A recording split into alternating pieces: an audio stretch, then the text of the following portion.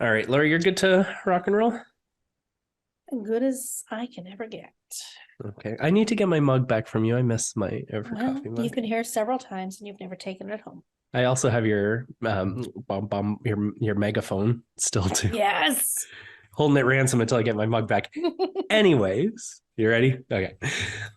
Hello, friends of Out for Coffee, and welcome to a brand new episode of Out for Coffee. With Mike and Laurie. That was kind of a Mike? weird intro, but Wasn't it? we'll slip the name in there twice just in That's- case. Just branding. Yeah. Hi, I'm Mike Crabb. And I'm Laurie Schultz. Welcome to the show. We'll have some caffeinated conversation. And maybe some special guests along the way. Who knows where the conversation will go? You're out for coffee with Mike and Laurie. Subliminal. We'll say it every 3 minutes. We'll say the episode Out for title. coffee. Yeah, we're going. How are you, Laurie? I'm good. Mike, Good. how are you? I'm doing all right. Still got a little bit of the sniffles, so Aw. I might still come off a little nasally, so I apologize in advance. But Little Kermit the Frog going on. maybe, but I will. Just being here makes me already feel better. So, It's me, isn't it? well, you have that essence about you. I have something about me. I've heard. I get told a lot. It's getting people to stop telling you is the hard part, right? Yeah. I don't care. I just got to be mean. Well, who can be you but you? Oh, who else is going to do it? Who Oh, else wants the job? Nobody. yeah, there's no lineup. Anyway, So do tell us, what are we going to discuss tonight, Laurie? well, Michael, we have a guest today. Oh, look at us. And our guest actually has so much going on in his life that I can't wait to just start digging in a little deeper here. It's a friend of mine. I actually met this person a few years ago when he came to my classroom to give like a little guest speaker thing to my class. And I'm like, I like this guy. This guy's all right. Cool. So I think I would consider Ned to be a bit of a friend, and I'd like to bring out Ned Burwell. Yay! Hey, Ned, how are you? I'm wonderful. How are you guys this evening? Wonderful as well, thank you. We are good. Ned, it's nice to see you. Good to see you, Laurie. It's been a while. It has been a while. I'm going to also say it's nice to see you again, and an even longer while, because Ned, we have met, but this would have been, oh gosh, like 15 years ago, probably. A friend of mine was getting a tattoo from you, and I was there for that. So it was a moment ago, though. So it's nice to actually meet you, though. Yeah, great to meet you, Mike. So people that come in and during sessions, it's hard to keep track sometimes. well, you're also focusing on doing a stellar job of your art. That who cares about the guy in the room that won't shut up? I got a job to do, right? Oh, so from my understanding, I know you, Ned, as a tattoo artist, a skilled tattoo artist, and so let's start there. And when I say start, there's a lot of other things about Ned that make you a unique and wonderful individual. But tell us, how long have you been a tattoo artist? I've been tattooing professionally for about 30 years. And if I count all my non-professional years, I'm getting close to 40 years of tattooing. Wow, amazing. So And- you were like an infant, Ned, because you certainly don't look like you could be old enough to have been tattooing I for know. 40 years. I know. I was 10 years old the first time No I did. way. Yeah. Well, when I was 10, I did a homemade tattoo on myself. Of And what? It was just a little cross on my ankle. Okay. And then I started tattooing all my friends. And from Okay. 10 to 17, I kept doing them. And inspiration and passion struck, and you've been carrying that with you this whole time, eh? Mm-hmm. That's It's amazing. very unique. I don't know that a lot of people know what they're going to do at 10. Yeah. Yeah. You know, I still don't know what I'm going to do, and I'm 36, so we should probably get on that. Maybe I should get myself a tattoo. Maybe that'll be one. Yeah. There you go. You could get into interpretive tattooing. Oh. What is that like? You just do whatever, and Yeah. it's whatever to whoever, right? It's interpretive. Like freehand tattooing. Oh yeah, yeah. Oh, good. I'm Like sure everyone would or love you could that. do blindfolded tattooing or something. I don't know. In the back of a bumpy truck or something, too. Get out of the box, Mike. Do you have a business, Ned? Yes, I my business name is Endless Boundaries Tattoo, Yes. and for the first year it was Ned's Needles, and my gosh, that was a terrible name. So I realized that early on, and after the first year, it became Endless Boundaries Tattoo.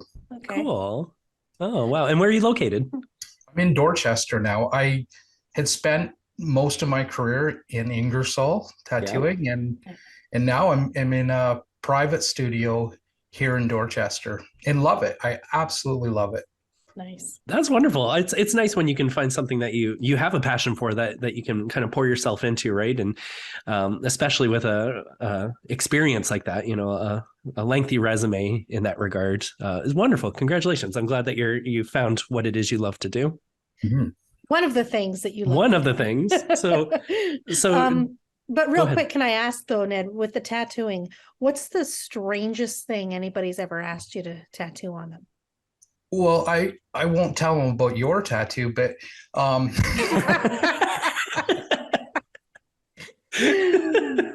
I already have told them all of it. No, I'm just kidding. I think one of the strangest requests was a guy wanted a can of soup tattooed on him, and at the time, I think I was 17 when I did it, and at the time, all I had was tomato in the cupboard to get a stencil off the can, right? Right. Okay. So I'm like, okay, so I hope you like tomato soup, and he goes, no, I hate it. I said, well, I guess we'll have to reschedule, and he's like, no, tomato it is. Oh my God. Okay. There's something beautiful about taking something you hate and redefining it and making it something you love, maybe, right? I've thought, I wonder if he, crushes a few cans of tomato soup these days, maybe it inspired him. Who knows? Maybe. What was exposure therapy? Skin deep. There you go. There you go. Skin I deep. was helping him. There you go. It's therapy. Yeah, you got it. So now, do you design most of the things that you tattoo, or do people bring things to you? Well, for the most part, people, they bring the idea, and then when they come in for the consult, my job is to sort of unpack that idea, translate it into a story, and then I create the image that I feel is best for them. But to be honest, when I sit down to design a tattoo, I don't really know. I don't know what's going to happen. I don't know where it's going to go. It's like an episode with Mike and Laurie. You never know where it's going to go. So true. Precisely. Right? So, but that's the nature of creativity, is that we don't control it. Rather, it kind of takes us for the ride. Mm-hmm. So yeah, I create them, but really I'm just a passenger in the ride. Okay. Well, and I'm sure there's times that you create, maybe somebody comes to you with an idea and you're like, kind of, all right, maybe. But as you create it, you're, you kind of, I don't want to say inspire yourself, but kind of, right? Like, I'm sure there's works that you've done that you maybe didn't think too much of when you started, but as you got into it, probably became old favorites of yours, eh? Absolutely. And I never know, like, how it's gonna end up. So as I'm doing the design, or as I'm tattooing it, the end product is always a delight for me to stand back and look at. Right. Nice. What's the longest you've had to sit in one go? I tattooed a guy for 13 hours one time. What? Oh yeah. Oh man, was there In a one pee sitting. break? In There one had to be a sitting. pee break in there somewhere. Well, he was hardcore. At the time, I used to go up to the barracks at the Canadian Forces Army base in Petawawa, CFB Petawawa, and I would tattoo in the barracks for the weekend. And there was a guy there, he wanted his whole back, and man, 13 hours in, I think it was about 3 a.m. when we stopped. And I said, I got to go to bed. I'm getting up the next day to tattoo at 7. So, Oh no. I don't. okay. So, I wouldn't want to be him after like 13 hours of tattooing. And I certainly didn't want to be the guy at 7 a.m. So I'm like, I got to get up, I got to go and go to Yeah. bed. And he was like, come on, just another half hour. I'm like, you're crazy. What's wrong? Like, I couldn't believe it. That sounds like a lot of real estate to be covering there. Like, is that not an uncomfortable? So I don't have any tattoos. Would that not be having your back done like that? Would that not be a very uncomfortable healing process? I don't have one back there personally, but I don't think it's too bad, really. No. Yeah. All right, I'll take your word on that. But Ned, like, it's not like you've just started at 10, started tattooing, and that's been your only life. Ned's an ordained minister. Okay. And Ned, you spent some time as a monk, Mhm. if I'm not mistaken. Wow. Yep. What brought you there? Well, I think, you asked me why I got into tattooing or how I got into tattooing and at what age, but I think the bigger question is why. Yeah. Why did I get into tattooing? And it's sort of, I think at the age 10, when I received a tattoo magazine and I couldn't shake the idea. It was almost as if my entire future was pressing into that moment. Like thousands of hours I've tattooed, and it almost was like that. All those hours was pressing into that moment when I received the magazine, because it was still a vivid memory for me. So because I was going to be a tattooist, and I am a tattooist, is why I got into it. But the other side of it is that tattooing provided the perfect storm for me. And it provided the perfect storm in the way that, when I did tattoos, I just loved them. Like I would lose myself. It's like the character Ned would disappear, and it'd just be me in the room watching the tattoo unfold. And while all of that was happening, it was the perfect storm for me because it would take me into a more peaceful place in myself. Okay. But then I would come out of the tattoo and I was angry. Like I was always angry. Hmm. And I guess one of my biggest problems that persisted for a good portion of my life is that I was extremely insecure. I needed approval. I needed approval from anyone and everyone. And tattooing was really the best thing I could get into, to be showered with approval, to be showered with praise, right? And that's what happened. I could do a little star on a 18-year-old's wrist, and they would roll back the chair and tell me, "You're amazing, Ned. You're amazing." It's like, and of course, my ego would just devour that. It's like, yeah, I am amazing. Look at that, like 5 lines there. Very impressive. Yeah. Yeah. Interesting. So the tattooing, it was waking me up. It was giving me an experience of going beyond my mind, going beyond what I was feeling. And it was sort of plunging me deeper into my spirit. And it reminded me of when I was a little boy. I spent a lot of time with my grandma. My grandmother was deaf, so we sat in the silence a lot, and quite often we'd write notes back and forth, but there were many times when we'd stop writing notes and we just sat there in the silence. And it felt like, when I reflect now, it felt like we were communicating more when we stopped writing. And so when tattooing came along and I started having these experiences of this silent place again, in a time that I needed it so desperately, because between being angry and insecure, my life was sort of a mess. You know, and my persona, my persona was it was great. Like I'm a pretty cool tattoo guy, right? It was a really good curtain Right. or facade to hide behind. So Very interesting. So that's what led you into looking deeper yes, it into did. yourself. Yeah, Okay. and I think the real catalyst that drove me to search was when my anger and suicide, like anger had come to a boil, and I felt suicidal, and I cried out for help.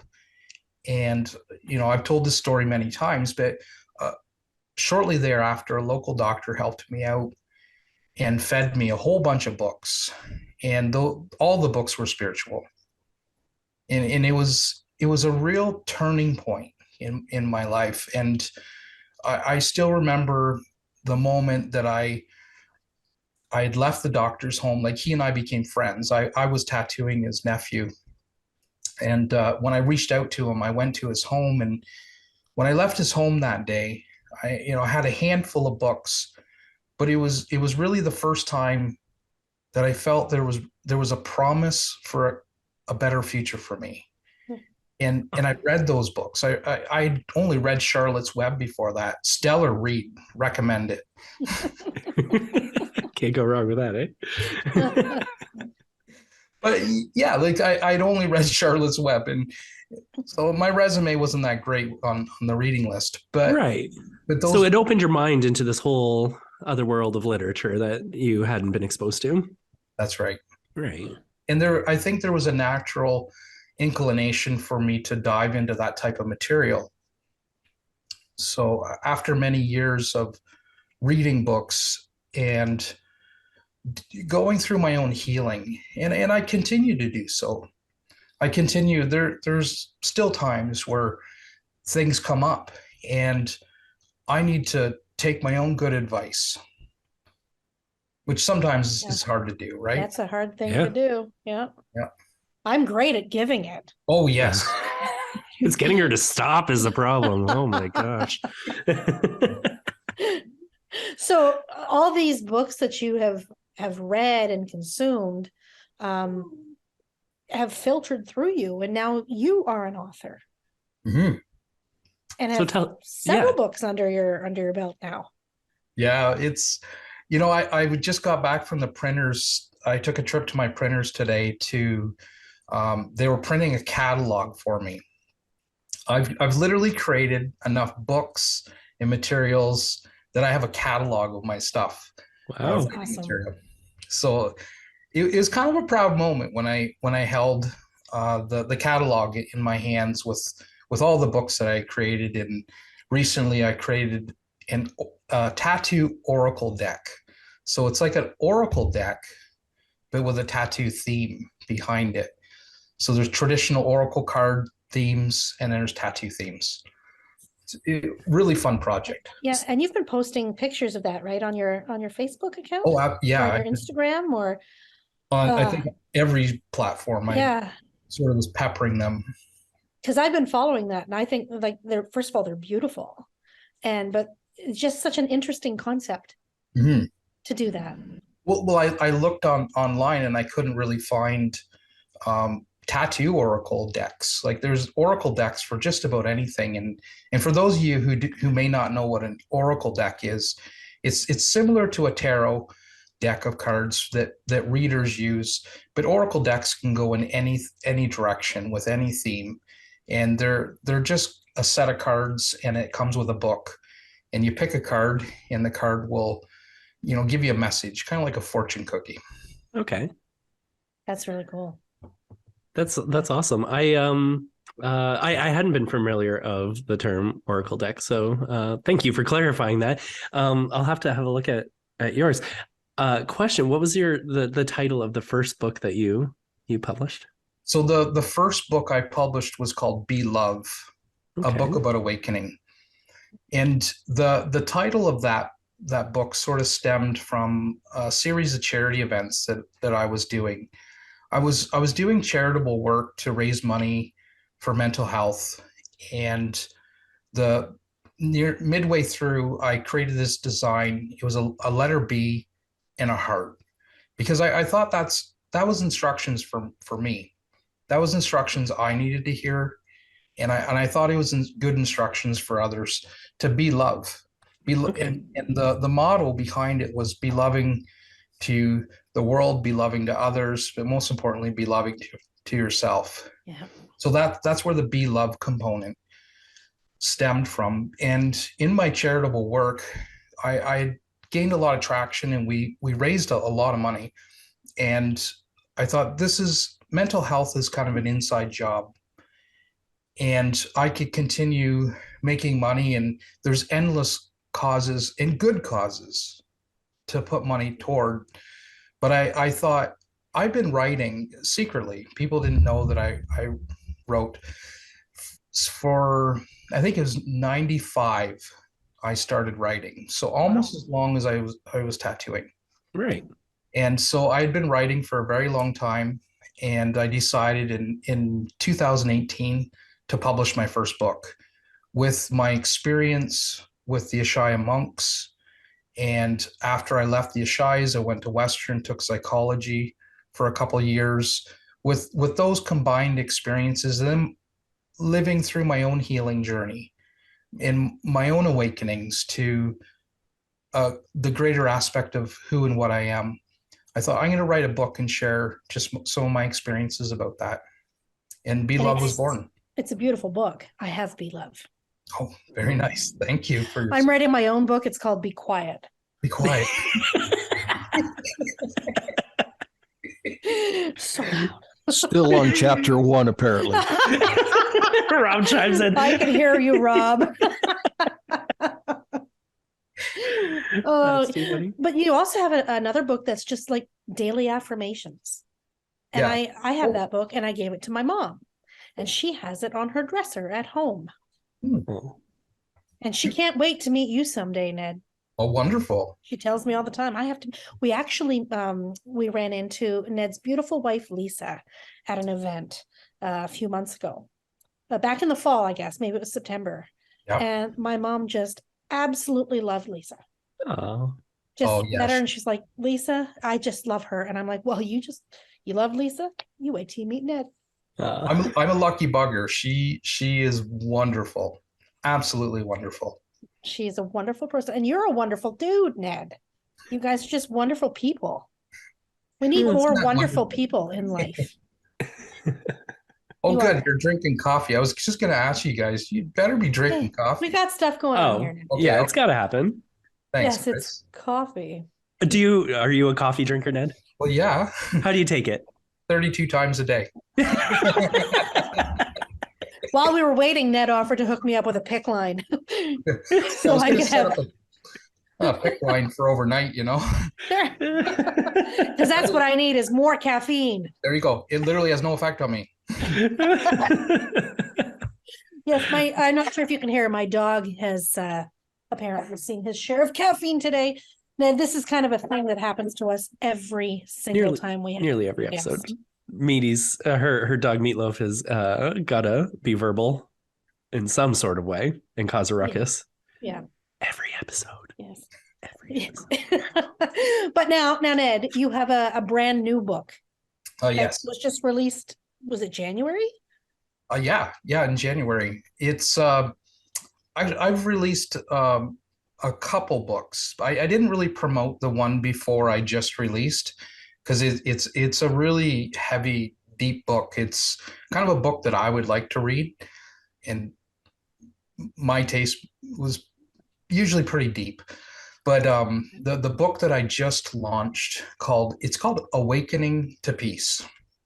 And I felt like it was a relevant topic for today. There's a lot of people, and including myself over the years, you know, that are looking toward finding more peace. Yeah.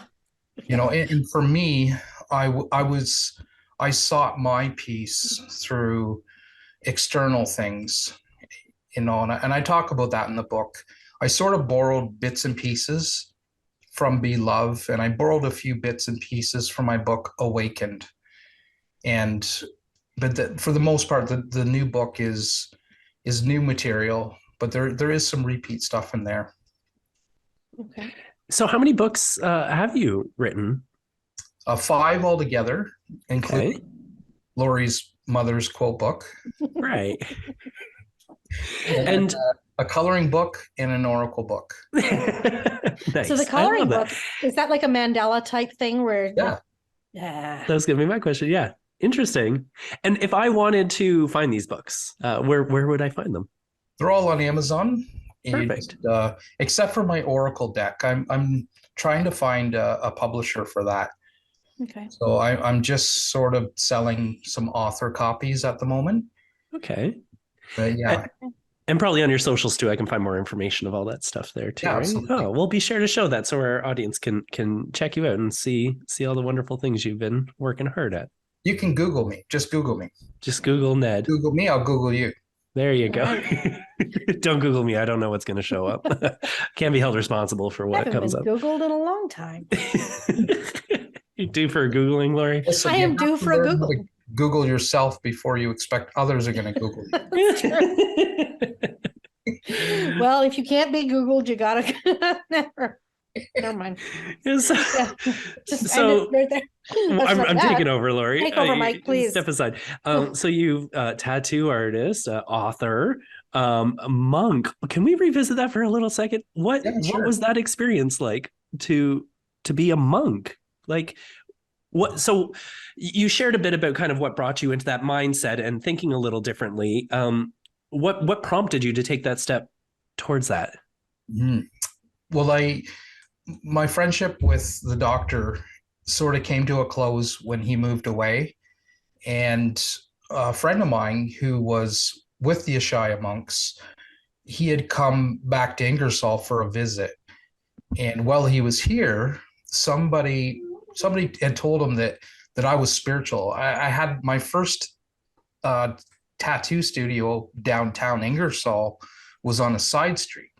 And there's a lot of people that didn't know that I was there because I didn't plaster tattoos all over the wall. I just kind of kept it on the down low to slowly introduce the concept that Ingersoll downtown had a tattoo shop. Right. So when Dan, and at the time he was Narada, when he found out that I was spiritual and I had all these spiritual gifts, because I had a little spiritual boutique gift store in the front of my tattoo shop. And when he found out I was spiritual, he's like, no, Ned Burwell's not spiritual. No, that's not true. So he came down and he had to see for himself. So I remember him coming in, and I remembered him when he was younger. And I'm like, Dan, how's it going? And he goes, well, I'm Narada now. And I said, oh, okay. That's kind of different. And so he told me all about the path that he was on. In the group of monks that he joined, and then I eventually joined, it was sort of like a modern day group of people that were interested in meditation. But the difference is that there was definitely a teacher, and the teacher that was leading all of the Ashayas is a very, very enlightened guy. And I had some pretty wild experiences with Maharishi. That was the teacher's name. A Maharishi is somebody who's obtained freedom or Okay. learned how to transcend their mind and has helped others to do the same. Okay. So when I started going on retreats with the Ashaya monks, I'd taken their course. You had to take a workshop with them and learn their techniques. And then I started going on retreats, and then I met Maharishi. And it's funny because I'm writing a book right now. I'm not ready to write another nonfiction book. So I think I need to mature a little bit more in the material that I've already presented. I feel like I need to study it and understand it on a deeper level. Okay. Yeah. So the new book I'm writing, it's a fiction book. And I never thought I would write fiction, but holy mackerel, am I having the time of my life writing this. So the story is about when I went to a retreat in Mexico for 2 months. Now, the story is a blend of fact and fiction. The readers will have to decide what's true and what's not. But Right. I can tell you firsthand, a lot of crazy stuff happened. And the craziest parts of this book are true. But again, I'm not going to give it up what's true and what's not. Keep some mystique there and have to decide. Yeah. So as I was writing, I think it was last week, I was writing about the first time I met Maharishi. And I thought, this guy's just a dude, whatever. And everybody else was making such a fuss over him. Maharishi this, Maharishi that. And I was at a retreat and everybody was lined up and waiting for the Maharishi, the Grand Poobah, to arrive. And I was just like, yeah, whatever. But that evening, I hadn't quite an experience with him. While he was speaking, I'd asked a question and he sort of diverted my question, which really pissed me off. I was like, you said, ask me anything. This is a bunch of baloney. Now you're skirting it. Yeah. Yeah. But near the end of the evening, he sort of looked at me and answered my question. And I know he was answering my question because what he was saying was completely out of context. Hello, puppy. Sorry. It was so out of context with what the question he was answering, and he was looking directly at me. Right. Things inside me, it felt like somebody had taken an egg and splatted it inside my forehead. Okay. And my heart, it felt like things were blowing up in there. And I'm like, this is crazy. And so the meeting ends and I'm stuck in my chair and I'm bawling. And I'm like, again, I'm supposed to be the cool tattoo guy. I'm bawling. And I'm like, what's happening to me? And the teachers kind of all came around and said, it's Maharishi. He moves people. Right. Yeah. He really moved me. Wow. So my time with the Ashaya monks, and some people, like, if you Google them, it'll say, are the Ashayas a cult or this or that? I can tell you from my own experience that they were a group of people that created a lot of positive change in my life. Right. They helped me discern my relationship with my mind, and they helped me change the relationship I was having with my emotions, because quite often those two relationships get very askewed. We tend to think that whatever's in the mind, whether it be thoughts or us thinking about them, that's who we are, and it's not. Right. That's wild. And it's amazing that the enlightenment the enlightened, oh my God, I can't say the word. Yes. Enlightenment. There you go. How just being exposed to different ways of thinking and different perspectives and stuff can prompt us to reflect and look back on different things differently, and in such a powerful way that causes you to be a different person. That's pretty remarkable. Yeah, I think. Go ahead, Laurie. Well, I was just going to say, I think that sometimes, like when you said you had that experience of someone saying something and you ended up bawling, I think your soul knows the truth when it hears it. Yeah. Whether or not you think your brain does, there is something about you that, even if you don't like what that truth is, there's part of you that understands and connects to that truth, whether or not you like it. Mm-hmm. Does that make sense? It makes total sense. When I was the first encounter I had with my first spiritual teacher which was a doctor. I was in his basement the second time I met him. I went back to his place and we were drinking in his basement. And that's quite a story. Yeah, I tell it in the preface of my book, Be Love. But I'm in the basement and with him, and he's saying all these things to me, like, and at the time I was around 19, and he's saying that I was androgynous, and he said that my soul's androgynous, and he was talking about the nature of my soul and that I was living in duality, and I'm just like, I'm a dude from Ingersoll. I come for like free beer. So I'm like, androgynous, androgyny, androgyner. I don't even know what he said. So I'm these words, I didn't even know what they meant. But it was like you said, 2 weeks later, I was feeling suicidal again, and those very words started popping into my head. Hmm.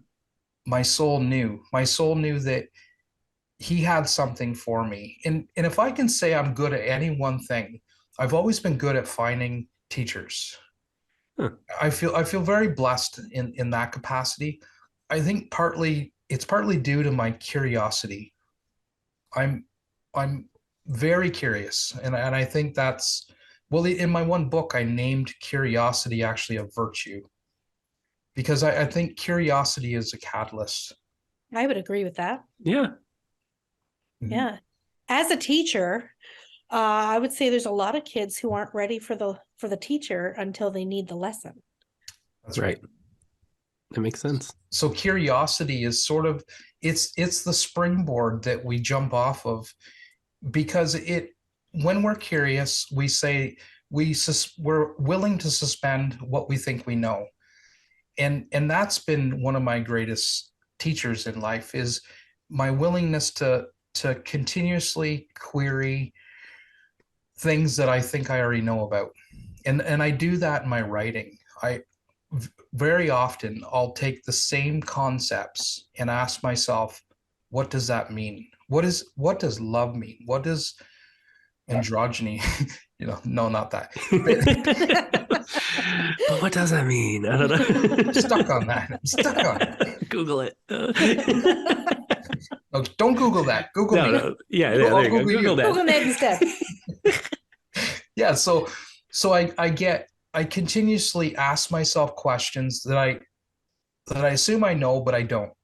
And that curiosity has sort of led me down a rabbit hole so many times. And I always find is that I come to learn more, and the topics that I'm asking myself are big questions, like, why am I here? What's the nature of my soul?